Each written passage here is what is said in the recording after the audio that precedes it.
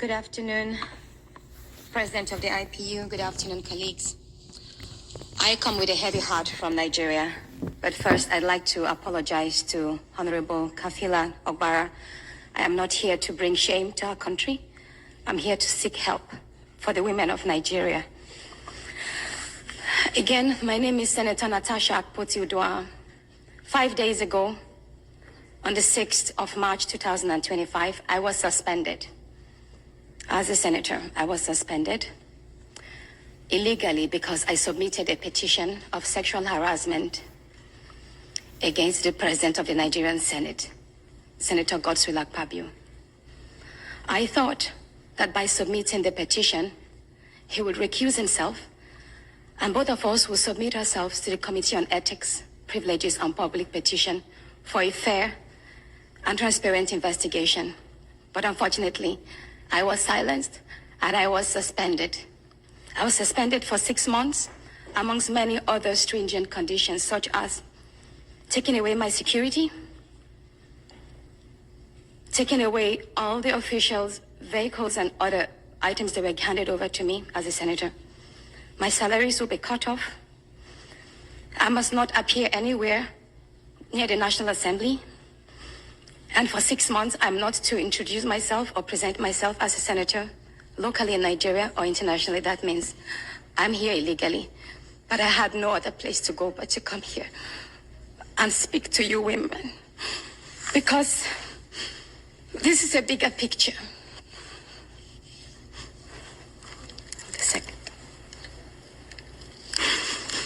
This is a bigger picture. It depicts the crisis of women political representation. My suspension is not just about me. It's about the systemic exclusion of women from political leadership in Nigeria. Women make up 3.6% of political offices. And in the Senate, it's just 2.8. We have 109 men and only 4 of us are women. So right now, it's 108 with only 3 women. This is a clear case of political victimization, punishment for speaking out against impunity, corruption, and gender-based violence. The United Nations Declaration 48/104 declares sexual harassment as a form of gender violence. The Senate's actions are an assault on democracy. I was elected by my constituents to represent them, yet a few powerful men have unilaterally decided to silence their voices by suspending me for 6 months. My call for an open and transparent investigation into harassment allegations have been met with hostility instead of accountability. If a female senator can be treated this way in the full view of the world, imagine what ordinary Nigerian women will go through every day in workplaces, in universities, and other aspects of our society. A culture of harassment and silencing must end. And this is not just a Nigerian issue. It's a global one. Women in politics, media, and businesses face threats, intimidation, and violence for simply demanding fairness.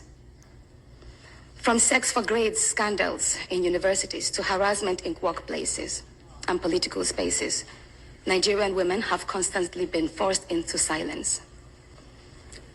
We need stronger That is true. We need stronger legal protections and a zero culture tolerance for gender-based discrimination and intimidation.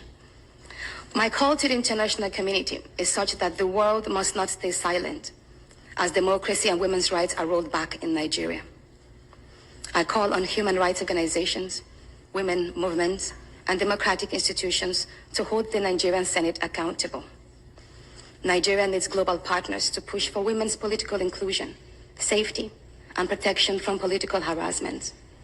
You may ask, what are my next steps? I will resist the political intimidation. In the past few days, a number of my colleagues, my male colleagues, have reached out to me and said, Natasha, all you need to do is apologize and retract your statements.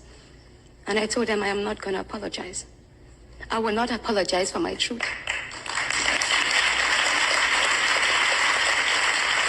Thank you. Thank you. And I told them that I will stand the 6-month suspension, and the very first day I return, I will represent my petition on sexual harassment. And I will continue doing so until there is a fair and transparent investigation. I will fight, thank you. I will fight this injustice and continue to represent my constituents, whether the Senate wants to hear me or not. I will work with women's group, civil society, and legal teams to ensure that this unconstitutional suspension is quashed. This is bigger than me. This is about ensuring that no other woman in politics or public office will ever